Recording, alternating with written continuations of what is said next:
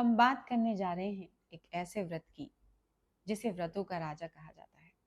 हम बात कर रहे हैं हरतालिका तीज व्रत की। सबसे पहले इस वीडियो में हम जानेंगे कि इस व्रत को कब किया जाता है, किन लोगों को इस व्रत को करना चाहिए और इस व्रत को करने की विधि क्या है। ये सब जानने के बाद हम सुनेंगे हरतालिका तीज व्रत की कथा। तो सबसे पहले जानते हैं कि हरतालिका तीज के व्रत को कब किया जाता है। इस व्रत को भादो मास की शुक्ल पक्ष की तृतीया के दिन किया जाता है और भादो मास हम सभी जानते हैं श्रावण मास के जस्ट बाद आता है, जो अभी चल रहा है। अब हम ये जानने की कोशिश करते हैं कि इस व्रत को किन लोगों को करना चाहिए।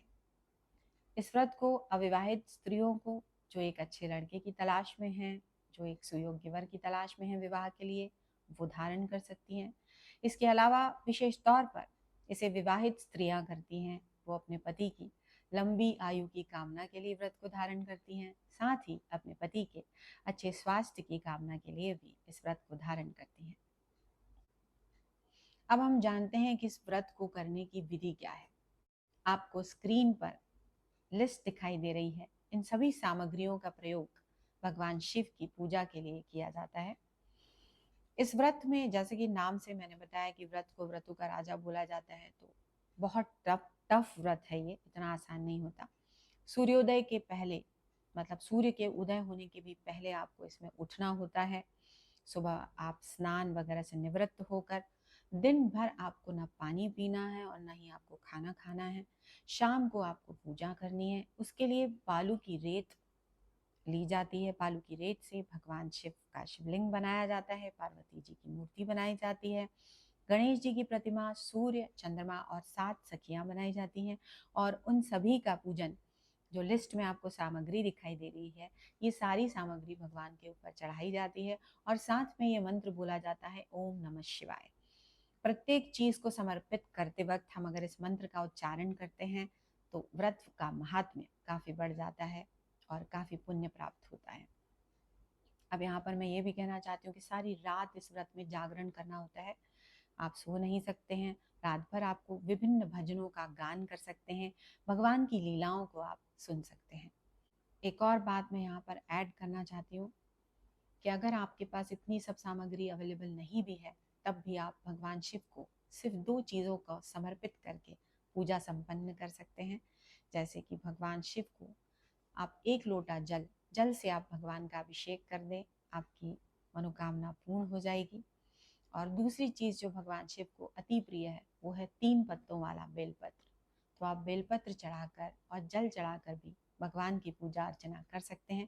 बिल्कुल भी ज़रूरी नहीं है कि इतनी सब सामग्री यूज़ की जाए और तभी जाकर आपकी मनोकामना पूर्ण होगी। चलिए अब हम शुरू करते हैं हरतालिका तीज व्रत की कथा। एक समय की बात है, भगवान शंकर कैलाश पर्वत पर माता पार्वती के साथ विराजमान थे। हम सभी जानते हैं भगवान शिव कैलाश पर्वत पर निवास करते हैं। अचानक से सडनली माता पार्वती के मन में जिज्ञासा उत्पन्न हो गई। उन्होंने भगवान शिव से कहा, हे देवादिदेव, अर्थात देवों के देव, आप तो सारे धर्मों के संस्थापक हो। आपका आदि, मध्य और अंत नहीं है। प्रभु, मैं आपसे एक ऐसे व्रत के बारे में जानना चाहती हूँ जो सबसे श्रेष्ठ हो, मतलब सबसे अच्छा व्रत हो, और जिसको करने से मनुष्य के सारे पाप दूर हो जाएं, नष्ट हो जाएं। ऐसा कोई व्रत है क्या प्रभु? तो भगवान शिव कहते हैं माता पार्वती से, हाँ वरानने, वो गुप्त व्रत है, पर चूंकि तुम पूछ रही हो तो मैं तुम्हें बताता हूँ, तुम पर प्रकट करता हूँ उस व्रत को। तो माता पार्वती ने कहा कि मैं उस व्रत के पूरे महात्म्य को जानना चाहती हूँ, आप मुझे उसका वर्णन कीजिए। भगवान शिव माता पार्वती को बताते हैं कि ये व्रत तुम्हारे पूर्व जन्म में तुमने मुझे पाने के लिए किया था, कठोर तपस्या की थी। तो माता पार्वती जी और ज़्यादा उत्सुक हो गई, बहुत क्यूरियोसिटी उनकी बढ़ गई। कहने लगी, मुझे पूरा आप बताइए कि किस प्रकार से इस व्रत को कब, कैसे और क्यों किया गया था, और कैसे मैंने आपको पाया है ये व्रत करके। अब भगवान शिव जी पूर्व जन्म की कथा को सुनाना शुरू करते हैं। वे कहते हैं कि हिमालय एक पर्वतराज था। वहाँ पर हिमांचल नाम के राजा रहते थे। उन राजा की जो पत्नी थी, उनका नाम था महारानी मैना। उन राजा हिमांचल और महारानी मैना के यहाँ एक एक छोटी सी कन्या का जन्म हुआ और वो तुम थी। उन्होंने तुम्हारा नाम रखा उमा। धीरे धीरे धीरे धीरे धीरे तुम बढ़ने लगी, तुम्हारी आयु बढ़ने लगी। तुम अति रूपवान थी, अति सुशील थी, अति गुणवान थी, कि तुम गुणों की खान थी। तुम्हारे महाराज हिमांचल जो थे, पिता तुम्हारे, उन्हें लगातार तुम्हारे विवाह की चिंता सताने लगी कि यूजुअली लड़कियां बड़ी हो जाती हैं तो पेरेंट्स को ये रहता है कि हमें उनके विवाह के लिए सुयोग्य वर की तलाश करनी है। तो राजा हिमांचल भी थोड़े चिंतित हो गए कि लड़की बड़ी हो गई है, बट तुम्हारे मन में तो कोई और ही था। तुम्हारे मन में थे सदाशिव। तुमने मुझे अपने पति रूप में पहले ही स्वीकार कर लिया था और इसके लिए तुम कठोर तपस्या करनी शुरू कर चुकी थी। अब देखिए कठोर तपस्या कैसे की है माता पार्वती ने, जिसका वर्णन ही नहीं किया जा सकता। उन्होंने 12 वर्षों तक ऊर्ध्वमुख होकर केवल वायु सेवन की। 12 वर्षों तक इतनी तपस्या की। इतनी तपस्या करने के बाद भी कोई सफलता प्राप्त नहीं हुई, भगवान शिव प्रसन्न नहीं हुए। इसके पश्चात 64 वर्षों तक उन्होंने भोजन का, पानी का, सबका त्याग कर दिया और वो केवल पत्तों पर, केवल सूखे पत्ते खाकर जीवित रही। पत्तों के अलावा जो सेवन कर रही थी वो केवल वायु का सेवन कर रही थी। जैसे हम जानते हैं कि श्वसन करने के लिए, सांस लेने के लिए ऑक्सीजन और ये तो लेनी पड़ती है, तो वायु और सूखे पत्तों पर उन्होंने 64 वर्ष निकाल दिए। इतना होने के बाद भी कोई सफलता प्राप्त नहीं हुई। इतना ही नहीं, ठंड के मौसम में तुमने ठंडे जल में बैठकर कठोर तपस्या की। भीषण गर्मी में तुमने आग के सामने बैठकर कठोर तपस्या की। और तो और श्रावण के महीने में अतिवृष्टि के समय वर्षा के जल में बैठकर तुमने कठोर तपस्या की। अब आप सोच सकते हैं अगर इतने दिनों तक भोजन पानी कुछ भी नहीं लिया जाएगा तो शारीरिक अवस्था का क्या होगा। तो उमा यानी कि तुम्हारी शारीरिक अवस्था बहुत क्षीण हो गई, तुम बहुत दुबली पतली हो गई। राजा हिमांचल को अति चिंता होने लगी कि पुत्री को क्या हो गया है, इस तरह से दुर्बल होती जा रही है दिन ब दिन। उन्हें तुम्हारे विवाह की चिंता सताने लगी। इतने में एक दिन क्या हुआ कि नारद जी आ गए। नारद जी राजा हिमांचल से मिले और उन्होंने कहा मैं आपके समक्ष आपकी पुत्री का के विवाह का प्रस्ताव लाया हूँ। तो राजा हिमांचल ने उनको आदर के साथ बिठाया। नारद जी हम जानते हुए एक संदेश वाहक के रूप में मैसेंजर का काम किया करते थे। तो भगवान विष्णु की तरफ से वे संदेश लेकर आए थे कि भाई आपकी जो कन्या है उमा, वो अति सुशील है, अति सुंदर है और अति गुणवान है। तो भगवान विष्णु ने आपकी कन्या का वरण स्वीकार किया है, वो उनसे शादी करना चाहते हैं, विवाह करना चाहते हैं। तो राजा हिमांचल अति प्रसन्न हो गए। मतलब किसी भी पेरेंट्स के लिए बहुत बड़ी खुशी की बात होती है। हर इंसान चाहता है कि भाई बच्चे हैं, अच्छी जगह शादी हो जाए, बच्चा अच्छा सेटल हो जाए। तो वैसे ही राजा हिमांचल भी अति प्रसन्न हो गए कि घर बैठे वो भी इतने भगवान विष्णु जो सारे जगत के पालनहार हैं, वो मेरी कन्या का वरण स्वीकार कर रहे हैं। तो राजा हिमांशु तो बहुत खुश हो गए और उन्होंने हाँ बोल दिया, प्रस्ताव को स्वीकार कर लिया। अब नारद जी ने ये सारी बातें सुनकर नारद जी गए विष्णु लोक को और वहाँ शंख चक्र गदा और पद्म पहने हुए थे भगवान विष्णु। उनको नारद जी ने कहा कि प्रभु मैंने आपका प्रस्ताव जो है राजा हिमांचल को सुना दिया। और वो तो प्रसन्न हो गए और उन्होंने प्रस्ताव बिल्कुल स्वीकार कर लिया। अब वहाँ देखिए भगवान विष्णु एकदम मंद मंद मुस्कुरा दिए। वो जानते थे कि इतनी कठोर तपस्या जो पार्वती जी कर रही हैं ये उनके लिए नहीं है, वो तो सदाशिव के लिए। फिर भी एक मंद मुस्कुराहट वहां पर उन्होंने दी। इसके पश्चात राजा हिमांचल की बात करते हैं। वो इतने प्रसन्न हो गए, उन्हें जाके महारानी मैना को और उमा को, मतलब तुम्हें स्वयं इसकी जानकारी दी कि बेटा मैंने तुम्हारा विवाह जो है भगवान विष्णु जी के साथ तय कर दिया है। अब जैसे ही उमा ने, पार्वती जी ने ये बात सुनी, वो बेहोश हो गई, अचेत हो गई। जब थोड़ी देर हुई तो उन्हें मूर्छा खुली और वो चेतना जागृत हुई। तो अंदर गई और अपनी फ्रेंड से बात करने लगी और कहती हैं कि जीवन समाप्त हो गया मेरा, तो मैं तो अब प्राण त्यागना चाहती हूँ। तो सखी पूछने लगी उमा तुम इतनी सुशिक्षित हो, तुम इतनी गुणवान हो, तुम इतनी धैर्यवान हो, इस तरह की बातें क्यों कर रही हो। तो उमा तुमने उनसे कहा, अपनी सखी से कहा कि मैं तो सदाशिव को अपना पति स्वीकार कर चुकी हूँ और पिताजी ने मेरा विवाह भगवान विष्णु के साथ तय कर दिया है, मुझे उनसे विवाह नहीं करना है।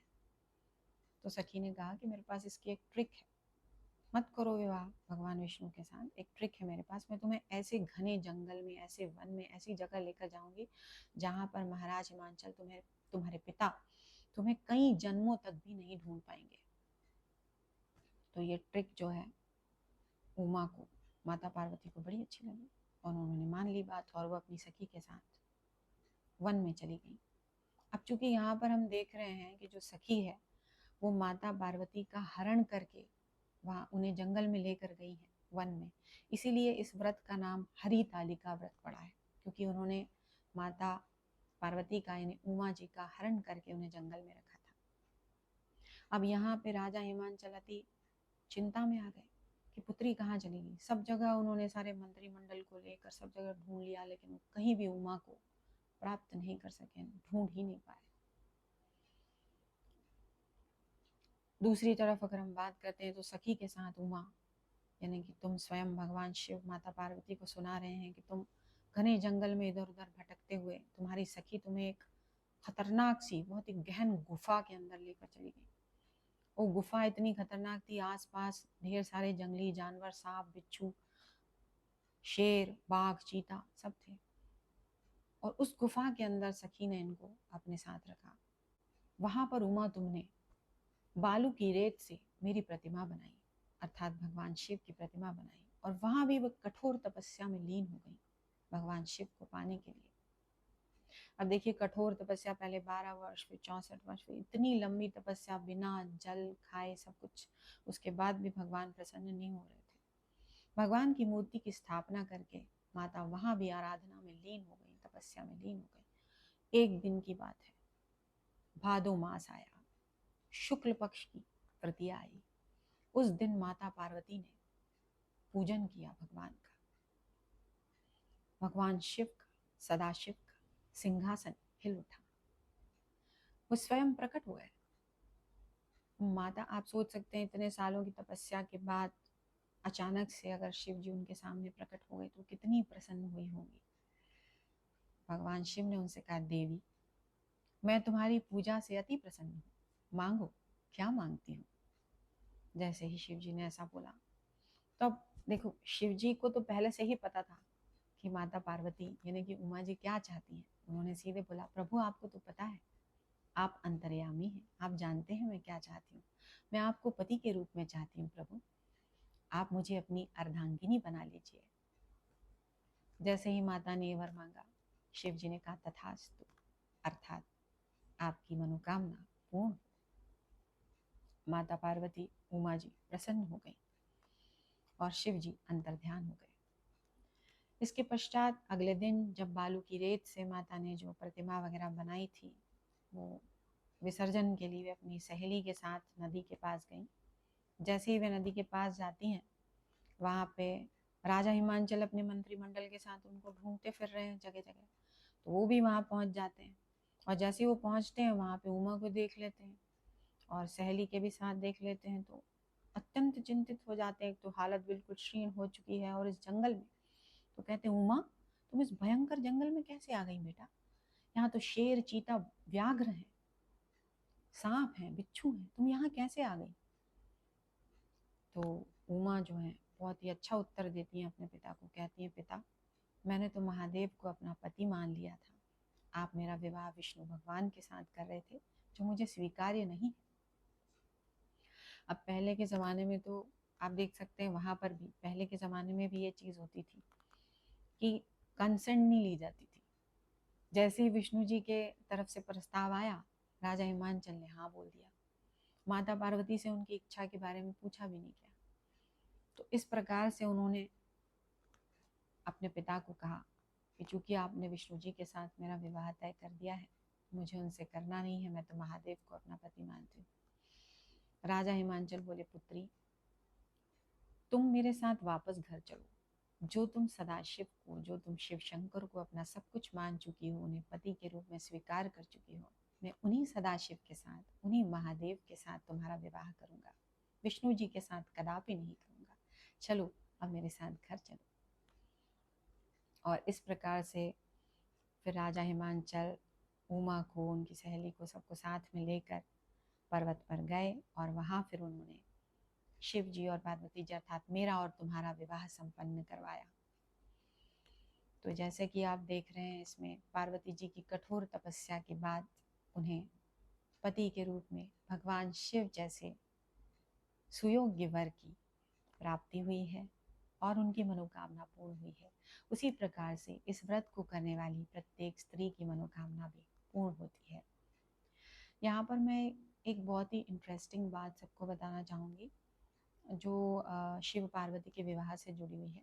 यूजुअली हम सभी देखते हैं कि जब कहीं शादी होती है, कोई बारात आने वाली होती है, तो बारात आने वाली होती है तो घर में बहुत एक्साइटमेंट रहता है कि भाई बारात में दूल्हा कैसे, दूल्हे ने क्या ड्रेसअप किया हुआ है, साथ में जो बाराती आ रहे हैं डिफरेंट, उनका ड्रेसअप कैसा है। तो विंडो में से, हम मूवीज़ के अंदर भी देखते हैं, विंडो में से लोग झांक झांक के देखते हैं कि सबका ड्रेसअप कैसा है। बहुत एक्साइटमेंट रहती है कि किस प्रकार से दिखाई दे रहा है। लेकिन यहाँ पे थोड़ा उल्टा था। जैसे शिव जी की बारात आई, तो शिव जी की बारात में जो बाराती गण थे वो कैसे थे, शेर, बाघ, चीता, सांप, बिच्छू, ये सारी चीजें थी। तो इनको देख के ना लोग, जैसे एक्साइटमेंट रहता है आने का, वैसा नहीं, लोग डर के मारे पीछे भाग रहे थे।